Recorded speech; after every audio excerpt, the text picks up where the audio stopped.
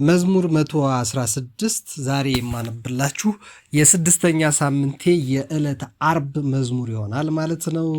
እሁድ ሰባተኛውን ሳምንት እንጀምራለን ማለት ነው። ሰባተኛውን ሳምንት እንጀምራለን እሁድ ዕለት። ዛሬ የስድስተኛውን አነብላችኋለሁ። መዝሙር 116 ከ110 እስከ 130 ድረስ ስለሆነ ዛሬ የሚነበበው 20 ምዕራፍ ከ20 ምዕራፍ ውስጥ ስድስተኛውን ዛሬ በተራው እናነባለን። በግዕዝ ነው ማነብላችሁ። በአማርኛ ደግሞ የራሴን ሐሳብ ብቻ ከመጽሐፍ ቅዱስ ከአማርኛው ሳላይ እንደተለመደው ነግራችኋለሁ። በጣም አጭር ነች፣ ቆንጆ ነገር ያላት ይመስለኛል። አብረን እናያታለን። እስከዛው ግን ትላንትና የቅዱስ ዮሐንስ አፈወርቅ ድንቅ መጽሐፍ እያነበብኩ ነበረ። ስለ ዲና፣ ስለ ያዕቆብ ልጆች፣ ስለ ሴኬም ያወራል። ዲና ምን አይነት ልጅ ነበረች? እጅግ ቆንጆ ልጅ ነበረች። ያዕቆብ ከሊያ ከወለዳቸው ልጆች መካከል የሌዊ የወንድሞቿ የስምዖን ልጅ እኩያ የሆነችው ወይም እህት የሆነችው ዲና ጎረቤት ሀገር ላይ ሴኬም መንደር ላይ የኤዊ ልጅ አካባቢ ወሬ ልትቃኝ የዛ ሀገር ሴቶች ምን እንደሚመስሉ ለማየት ሄደች። ሴኬም አያት፣ እንዳያት ተነደፈ በልቧ፣ ወደዳት፣ አፈቀራት። ከዛ በኋላ አስነወራት ይላል ቅዱሱ መጽሐፍ ኦሪት ዘፍጥረት ምዕራፍ 34 ላይ የእሷ ታሪክ ተጽፏል። ከዚያ በኋላ ምን ተፈጠረ? እጅግ በጣም የሚያባብል ቃላት ከደፈራት በኋላ አወራት፣ አሳመናት፣ አሰመጣት። ከዚያ በኋላ አባቱን ግድ አለው። ከያዕቆብ እንግድነት ወደኛ ከመጣው ከያዕቆብ ልጁን እንዲድርልኝ ጠይቀው አለው። አባት መጣ ለያዕቆብ ለሽማግሌው ነገረው። ልጅህን ዳርልኝ ለልጄ አለው። ልጅህን ለልጄ ዳር። ከዚያ በኋላ በፍቅሯ ተነድፏል፣ ተማርኳል፣ ወዷታል፣ ተገዝቶላታል፣ ተንበርክኳል። እጅግ በጣም ስለወደዳት እባክህ አለ። ያዕቆብ ሽማግሌው ዝም አለ። ምን ያድርግ? በክብር የኖረ ልጆቹን በክብር ያሳደገ እግዚአብሔርን የሚፈራ ልጁ ተደፍራበት አየ። ምንም ማድረግ አይችልም። ዝም አለ። ልጆቹ እስኪመጡ ጠበቀ። ድንገት ግን ልጆቹ በሜዳ ሳሉ በስራ ቦታ ላይ ሳሉ ስለ ልጃቸው እህታቸው ዲና መደፈር ሰሙ። ተንከልክለው እየተቻኮሉ ወደ ቤት መጡ። አባታቸውም ዝም ብሎ ነበር፣ አልነገራቸውም። እንግዳውን ሰው አዩት። የሴኬም አባት ነው። ምን ሊሰራ መጣ አሉ። ልጅህን ለልጄ ዳርልኝ እያለ ነው አለ። ነገራቸው። ልጅም መጥቷል። ሴኬም ጨመረ። ልጅም ምን አለ? እባካችሁ የፈለጋችሁትን ነገር ጠይቆኝ፣ ክፈል የምትሉኝን ሁሉ ከፍላለሁ፣ ካስ የምትሉኝን ሁሉ ክሳለሁ አለ። አባትም በጋብቻ እንዛመድ፣ ሴቶቻችሁ ለሴቶቻችን ይሁኑ፣ ወንዶቻችሁ ለወንዶቻችን በጋብቻ እንዛመድ አለ የሴኬም አባት ኤዊ። ያዕቆብም አለ፣ ዝም ጸጥ አለ።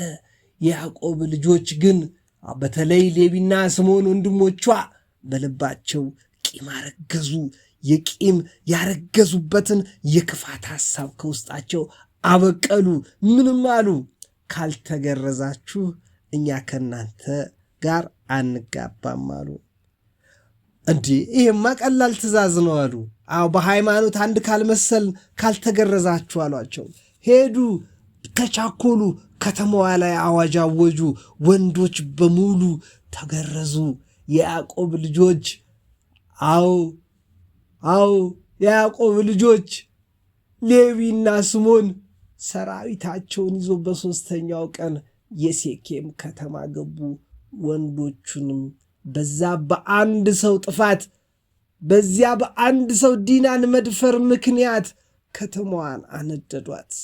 ወንዶቹን ቀሏቸው፣ ገደሏቸው፣ አጠፏቸው፣ ተበቀሉ። ወደ አባታቸው ከተማ ወደ ያዕቆብ መጡ። ያዕቆብም ሰማ። ከፊቱ ያሁኑ ከፋው፣ አዘነ፣ ተቆጣቸው። ምን በደልኳችሁ አለ። አሁን ጠላቶቻቸው እንደሆንኩ ሴቶቹ በሙሉ የሴኬም ከተማ ነዋሪዎች ያዝኑብኛል። ደግሞ ዙሪያው ያሉ የከተማው ሰዎች ይህን ከሰሙ ይነሱብኛል። እኔ ጥቂት ቁጥር ነው ያለኝ፣ መከላከል አልችልም አለ። የእስራኤል ቅዱስ እግዚአብሔር ሐዘኑን ተመለከተ። ተነስና ከተማዋን ለቀህ ወደ ቤቴል ሂድ፣ ከፈራህ አለው አድነሃለሁ አለው። አዎ እግዚአብሔር ረዳው።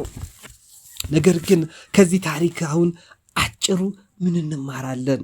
ያዕቆብ ቅዱስ ዮሐንስ አፈወርቅ ይህን በሚያስደምም መልኩ ይተርካል። ይህን ካነበብኩ በኋላ አንዲት የጻፍኳት ግጥም አለች። ከወርቁ በላይ ትላለች። አዎ ከወርቅ በላይ የምትል ነች። አዎ ምንድን ነው ቅዱስ ዮሐንስ አፈወርቅ የጻፈው? ያው የሴኬም አባት ሴኬምን ያሳደገው በስርዓት አይደለም፣ በወግ አይደለም። ያዕቆብ ልጆቹን ያሳደገው በስርዓትና በወግ ነው። በስርዓትና በወግ ያደገችው ልጅ ወሬ ልትከተል ግን ያዕቆብ የያዘው ወንዶቹን ነበር በስርዓትና በአግባብ። ዲና አባቷን የምትሰማ ስትሄድ የምትጠነቀቅ ከተማ የምትመርጥ የምትዝናናበትና የምትጫወታቸውን ሰዎች የምትመርጥ ሆና አላደገችም ነበር። በዚህ ያዕቆብን አሳዘነችው። ወደ ጎረቤት ሀገር ወደ ጎረቤት ወሬ ለመቃረም ወደ ጎረቤት መንደርና ሰፈር ሄደች። ተደፈረችም። በስርዓትና በወግ ባላደገው የሀብታም ልጅና የባለስልጣን ልጅ የተሻልኩ ነኝ በሚለው በሴኬም ተደፈረች።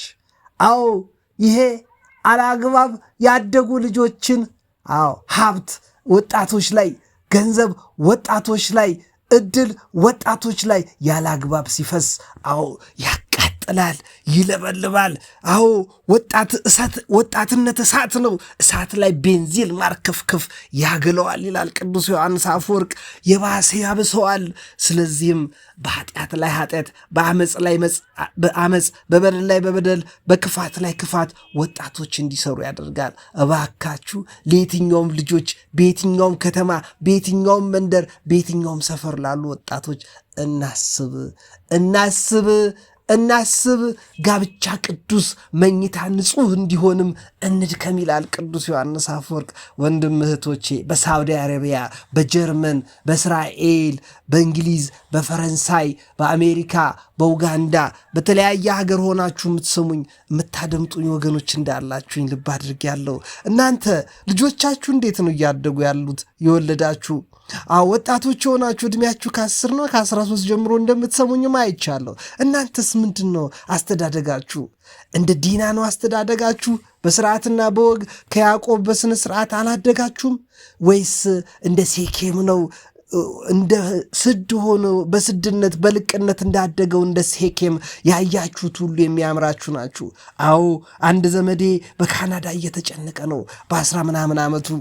ከሱ ጋር እያወራው ነበር። ቀደም ብዬ ከሱ ጋር መልእክት እየተለዋወጥኩ ነበረ።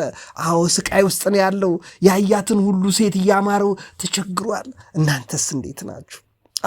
እናንተ አካባቢ እንዴት ነው? እኛ የተረመጠመጥነው ዋጋ ከፍለናል። እየተቃጠልን በበሽታ በዘራነው አጭደን እየተቆጣን በብዙ ዋጋ እየከፈልን ነው። ወንድም እህቶቼ ንጹሐን የሆናችሁ ንጽሕናችሁን ጠብቁ። ንጹሐን ያልሆናችሁ ወድቃችሁ ከሆነ ለመነሳት ጥረት አድርጉ። እግዚአብሔር ተስፋ ሳይቆርጥባችሁ ተስፋ አትቁረጡ። ተመለሱ። እግዚአብሔር ኃጢአትን እንጂ ኃጢአተኛን አይጠላም። እግዚአብሔር ጴንጤነትን አልመሰረተም። እስልምናን እግዚአብሔር አልመሰረተም። ካቶሊክን አልመሰረተም። ጆቫን አልመሰረተም። አድቬንቲስትን አልመሰረተም። የተለያዩ እምነቶችን፣ ክህደቶችን፣ ምንፍቅናዎችን፣ ሳይንስን እግዚአብሔር አልፈጠረም። እግዚአብሔር ሰውን ፈጥሯል። በየቦታው ያሉ ምስኪናንና ያዋሃንን እግዚአብሔር ያዝንላቸዋል። በእስልምና ውስጥ ያሉ እግዚአብሔር ምእመናን የዋሃን ምእመናን አሉት። በፕሮቴስታንትና በካቶሊክ በጆቫና በአድቬንቲስት በተለያዩ እምነቶች ውስጥ ያሉ ንጹሐን ወጣቶች እግዚአብሔር አሉት። እምነታቸውን አልሰጣቸውም ብለን እኛ የኢትዮጵያ ኦርቶዶክስ ተዋሕዶ ቤተክርስቲያን አማኞች እናምናለን እንጂ እነሱ ርኩሳን፣ ክፎች፣ ጨካኞች፣ አውሬዎች ናቸው አንልም። ምንም እንኳን ዛሬ ክፋት የሚደግሱ በቤተክርስቲያን ላይ ርኩሰት ይዘው የተዘራባቸውን አብቅለው ለማጨድ ጥረት የሚያደርጉ የተለያዩ የእምነት ድርጅቶች ውስጥ ያሉ ምስኪናን ቢኖሩም እግዚአብሔር እነሱን አይጸየፋቸውም። መመለሳቸውን ይነፍቃል። የእኛን መመለስ እንደሚናፍቀው ማለት ነው። እኛ ጻድቃን አይደለንም፣ እኛ ቅዱሳን አይደለንም። መመለስ አለብን። ወንድም እህቶቼ ተመለሱ። በድላችሁ ከሆነ ተመለሱ። እግዚአብሔር ተስፋ ሳይቆርጥባችሁ ተስፋ አትቁረጡ። ከዲና ተማሩ፣ ከሴኬም ተማሩ። ዲናን ያስነወራት ሴኬምን ለመግደል በሴኬም በአንድ ሴኬም ዲናን መድፈር ምክንያት ደግሞ ያዕቆብ ልጆች ከተማዋን ተበቀሏል። እያንዳንዷ ሴት የምታለቅስበት ወንዶቻቸውን ገድለዋል። እና ዛሬ ይሄ ይገባል? አዎ፣ በአግባቡ አለማደግ ውጤቱ ይሄ ነው። እንደዚህ ይላል የጻፍኳት ግጥም። ታሪኩ ይሄው ነው። በዚህ ታሪክ ላይ ተመስርቼ በልጆች ላይ ትክክለኛ ሀብት መዋልና አለመዋል ምን እንደሚፈጥር የመጣልኝን ሐሳብ ከወርቅ በላይ በሚል አላረምኩትም፣ አልኮተኮትኩትም፣ እንደ ጻፍኩት ነው ማነብላችሁ። ሀብት የሚለካው ባቶ ወርቁ፣ የሰው ድንቡሽነት በአፈር መድመቁ፣ ለምን ግን ይኖራል እየተናነቁ? ወርቅ ሀብትን ይገልጻል፣ ወርቅ ሀብትን ይገልጻል። ገንዘብ እንዳለህም ከሩቅ ይመሰክራል፣ ከሩቁ ይጣራል። መኪናና ቤትህን ጨምር ያስቆጥረናል። እንዳልቸገረህም እናውቅ ይሆናል፣ ግን አፈር መሆንክን ማን ደፍሮ ይሽራል? ድህነትን ሳይሆን ድህነትን የምታስፋፋ ቤተ ክርስቲያን ላይ ምን ነው ሰው ተከፋ? ከወርቅ ይልቅ አፈር ይከበር ስለምትልስ አልነበር? ወርቁ በገንዘብ ሲመነዛዘር አፈር ሸክፏል ነፍስ እንደ ዶላር። ወርቁ ለሥጋ አፈሩ ለነፍስ ካልተመጠነ፣ ወርቁ ለሥጋ አፈሩ ለነፍስ ካልተመጠነ ከአውሬ ከፋ ይበዛልናል በየዙሪያችን የሰለለና የሰመነመነ። ወርቅም ከአፈር ነው አፈርም ከወርቅ፣ ነፍስ ከሌለች የማይታወቅ በምን የማይሞቅ የማይደምቅ። ሕይወት ከሌለ አፈርም ወርቅም ማንም ቢሆን ጫካ ላይ ሄዶ ከቶ አይዝቅም። ሕይወት ነፍስ ነች፣ ሕይወት ወርቅ ነች፣ ሕይወት ካፈር ነች ከላይ የመጣች። ስለዚህ ደስታ ካፈር አይደለም፣ ስለዚህ ደስታ ወርቅ ላይ የለም። የሥጋ ደስታ ወርቅ ቢሆንም የነፍሳችን ግን ካፈር አይደለም፣ አፈር አይሆንም። አፈር ሆኖ መቼም አያውቅም። ከፍ ከፍ በል ወደ ላይ አንጋጥ ወደ ላይ፣ የደስታ ምንጩ እንዲያበራልህ ከወርቅ በላይ ብዬ ጻፍኩላችሁ ላችኋለሁ። እስቲ ልድገምላችሁ አንዴ። ከወርቁ በላይ ይላል። ሀብት የሚለካው ባቶ ወርቁ፣ የሰው ድንቡሽነት በአፈር መድመቁ፣ ለምን ግን ይኖራል እየተናናቁ? በእርግጥ ወርቅ ሀብትን ይገልጻል፣ ገንዘብ እንዳለህም ከሩቅ ይመሰክራል። መኪናና ቤትህን ያስቆጥረናል፣ እንዳልቸገረህም እናውቅልህ ይሆናል። ግን አፈር መሆንክን፣ ከአፈር መንሰራትክን፣ ከአፈር መገንባትክን፣ ከአፈር መተከልክን፣ ከአፈር ድንቡሽ መሆንህን ማንስ ደፍሮ ይሽራል? ደግሞ ድህነት ሳይሆን ድህነትን የምታስፋፋ ቤተ ክርስቲያን ላይ ሰው ምን ነው ተከፋ? ከወርቅ በላይ አፈር ይከበር ስለምትል አይደል? ወርቅማ በገንዘብ ሲመነዛዘር አፈር ሸክፏል ከነፍስ እንደ ዶላር። ወርቁ ለሥጋ አፈሩ ለነፍስ ካልተመጠነ ከአውሬ ከፋ ይበዛልናል በዙሪያችን ላይ የሰለለና የመነመነ። ወዳጄ ወርቅም ካፈር ነው አፈርም ከወርቅ፣ ነፍስ ከሌለች የማይታወቅ በምን የማይደምቅ መቼም የማይሞቅ። ሕይወት ከሌለ አፈር ወርቅ ነው፣ ሕይወት ከሌለ አፈር ወርቅ ነው፣ አፈርም ወርቅ ማንም አይዝቅ። ሕይወት ነፍስ ነች፣ ሕይወት ወርቅ ነች፣ ሕይወት በአፈር ነች፣ ሕይወት ካፈር ነች የተድቦሸቦሸች። ስለዚህ ወንድሜ፣ ስለዚህ እህቴ፣ ስለዚህ ደስታ ካፈር አይደለም፣ ስለዚህ ደስታ ወርቅ ላይ የለም። ስለዚህ ደስታ የሥጋ ደስታ ወርቅ ቢሆንም፣ አዎ ሥጋን የሚያስደስት ወርቅ ቢሆንም የነፍሳችን ግን አፈር ላይ የለም፣ ካፈር አይደለም፣ መቼም አይሆንም። ከፍ ከፍ በል አንጋጥ ወደ ላይ የደስታ ምንጩ እንዲያበራልህ ከወርቅ በላይ ምክንያቱም ነፍስ የተሰጠህ ከሥጋ አይደለም ከሰማይ ነው ለማለት ነው። አዎ ዛሬ ህዳር 19 ነው እንግዲህ ወንድም እህቶቼ። ስንክሳር ደግሞ በህዳር 19 አንድ አምላክ በሚሆን በአብ ወልድ መንፈስ ቅዱስ ስም ህዳር 19 በዚች ቀን ሩጻፋ የሚባል የአገር የሰማዕት አገር ሩጻፋ በሚባል አገር የሰማዕት ሰርጊስ ቤተክርስቲያን የከበረች ነች ይላል። አባ አርከ ስሉስ እንዲህ ግጥም ገጠመለት። ሰላም እብል ለኤጲስቆጶሳት ዘተአየኑ ከመይቀድስዋ ለመካኑ ለሰርጊስ አሜሃ ዛርአየ በስልጣኑ ቀባ ፍረት ምዑዝ ለአንፈ ኩሉ ዘይጼኑ እስከ ዮም ሐለው እንዘ ይውህዝ እምበድኑ።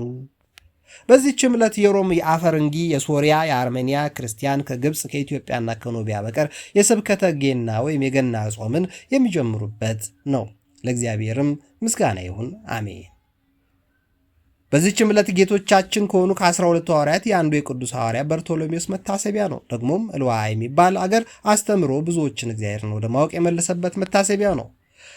ስለዚህም አባ አርከ ስሉስ እንዲገጠመለት ሰላም እብል ሐዋርያ መስተጋድለ በተወርዎ ባህር እሙቅ እንዘ ሰቀ ጸጉር ጥብሉለ በርቶሎሜዎስ ገዳመ አም ምስሊሆሙ ኤለ በማየ ጸሎቱ ጽምአ ነጋዲያን አጥለለ ወአንሳ አዲ ዘሞቱ አግማለ ይላል።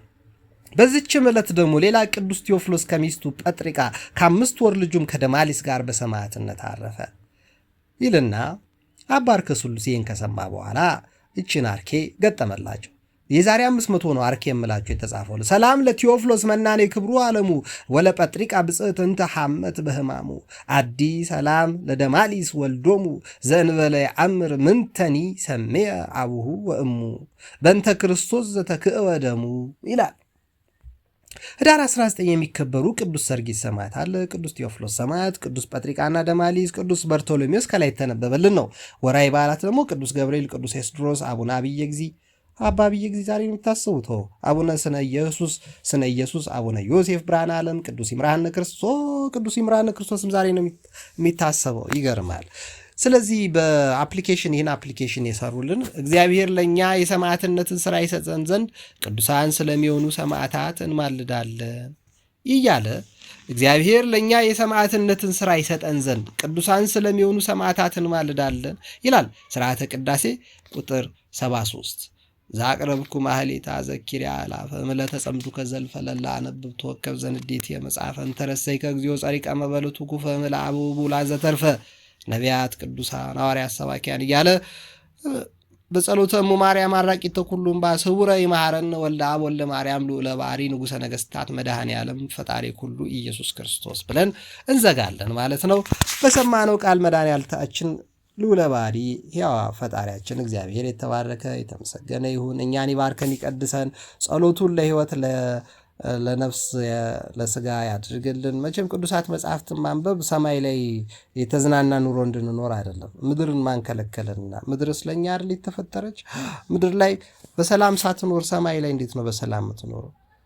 ምድር ላይ ደስተኛ ሳትሆን እንዴት ነው ሰማይ ላይ ደስተኛ የምትሆነው? ምድር ላይ ሃይማኖተኛ ሳትሆን ሰማይ የደስታን ነገር መናፈቅ ደግም አይደለም ወንድሜ።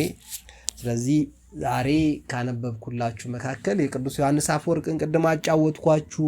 ምንድነው እሱ? እንደ ዲና እንደ ሴኬም ያለ ልጅ እንዳታሳድጉ፣ ልጆችን በስነ ስርዓት እንድታሳድጉ። አዎ በገንዘብና በጾታ ጉዳይ ተፈትነው በመከራ ውስጥ እንዳይገቡ ቅዱስ ዮሐንስ አፈወርቅ ያስተማረንን እንድታስታውሱ ያስፈልጋል። ሀገራችን የተበላሸችው ነገሮቿ ራሱ ቅጣምባር ያጣው ከኤርትራ እስከ ሶማሌ ከጅቡቲ እስከ ጉለሌ ነው፣ እስከ ጋምቤላ ሱዳን ድረስ ሆነ እስከ ማንኛውም ቦታ ላይ ምስራቅ አፍሪካም ሆነ በመላው ዓለም ላይ ትዳር ስለረከሰ ነው ኑሯችን የረከሰው ወንድም እህቶቼ። ስለዚህ ትዳር ይከበር። ትዳር እንዲከበር ደግሞ የምታሳድጉ ልጅ የወለዳችሁ ለትዳር ጤነኛ ልጆች ሆነው እንዲያድጉላችሁ እንደ ሴኬም ያለ ልጅ እንዳታሳድጉ፣ እንደ ዲና ያለች ልጅ ወንዶቹን ብቻ እየተንከባከባችሁ እንዳታሳድጉና እዛ ሲቀላውጡ ተደፍረው እንዳይቀሩ ስነ ስርዓት ልናስይዛቸው እንደሚገባን ቅዱስ ዮሐንስ አበክሮ አጥብቆ ያስተምራል። በወጣትነት ያላችሁ ወንድም እህቶቼ ደግሞ ገና ያልተበላሻችሁ ያልረከሳችሁ ደግሞ እንዳትረክሱ፣ በረከታችሁን እግዚአብሔር እንዲሰጣችሁ ታገሱ ለማለት ነው። ከዛ ቀጥሎ ስንክሳርን ያነበብኩላችሁ። አሁን ደግሞ ለዕለቱ እንዳልኳችሁ መዝሙር 116 አጭር ነች። በአጭሩ ለማጠቃለል ሞክራለሁ። በእንተ ትሩፋን ወምእመናን ይላል መልእክተ ዮሐንስ ሐዋርያ ወልደ ዘብዴዎስ እንደሚባለው ሰብሕዎ ለእግዚአብሔር ኩልክሙ አሕዛብ እያልን ማንበብ ይቻላል። ሰብሕዎ ለእግዚአብሔር ኩልክሙ አሕዛብ የሚለው ደግሞ የቁም ንባብ ነው። ያኛው ውርድ ንባብ ነው። ሰብሕዎ ለእግዚአብሔር ብሎ እየቆጠሩ ማንበብ ደግሞ ምን ይባላል? ይሄ ቆጠራ ይባላል። ሃሁ ሂ ሃ ሄ ለሉ አቦ ጊዳ ብሎ እንደመቁጠር። እዚች ላይ ደግሞ ትንሽ ጀባ መጨመር ሰብሕዎ ለእግዚአብሔር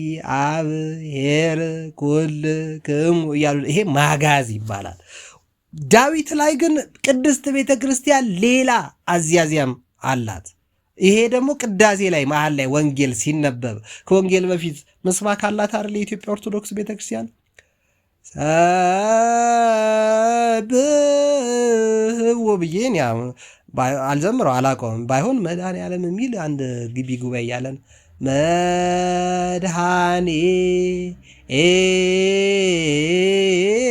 መድኃኔዓለም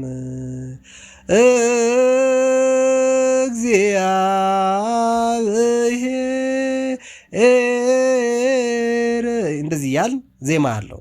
ግን ይሄ በግዕዝ ሊሆን ይባል ይችላል፣ በእዝል ሊሆን ይችላል፣ በአራራይ። ምክንያቱም የኢትዮጵያ ኦርቶዶክስ ቤተክርስቲያን ብዙ አይነት የዜማ ስነስርዓት አላት።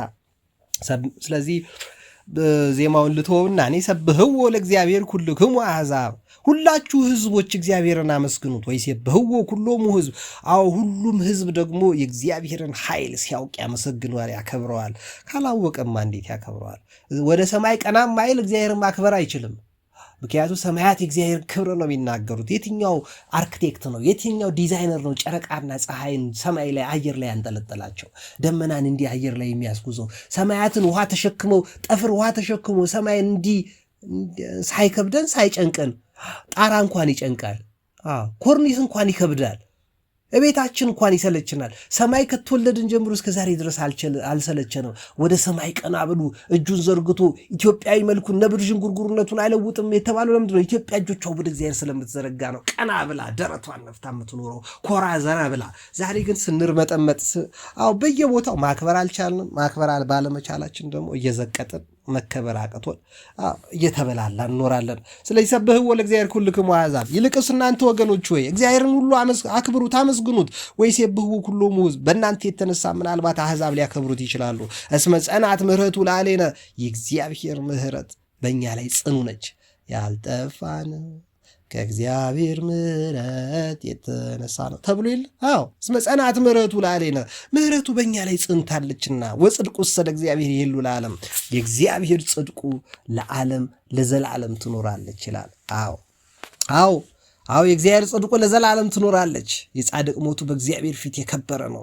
የጻድቅ መታሰቢያ ለዘላለም ነው። ጻድቃን ጮሁ፣ እግዚአብሔርም ሰማቸው። ጻድቅ ሲራብ ዘሩም እህል ሲለምን አይቼ አላውቅም። ጻድቅ ሲቸገር፣ ጻድቅ ሲያዝን፣ ጻድቅ ሲያለቅስ፣ ጻድቅ ሲሰቃይ፣ ሲነጫነጭ፣ ሲበሳጭ አይቼ አላውቅም። እንኳን እሱ ዘሮቹም ነው የሚለው ቅዱሳት መጽሐፍ።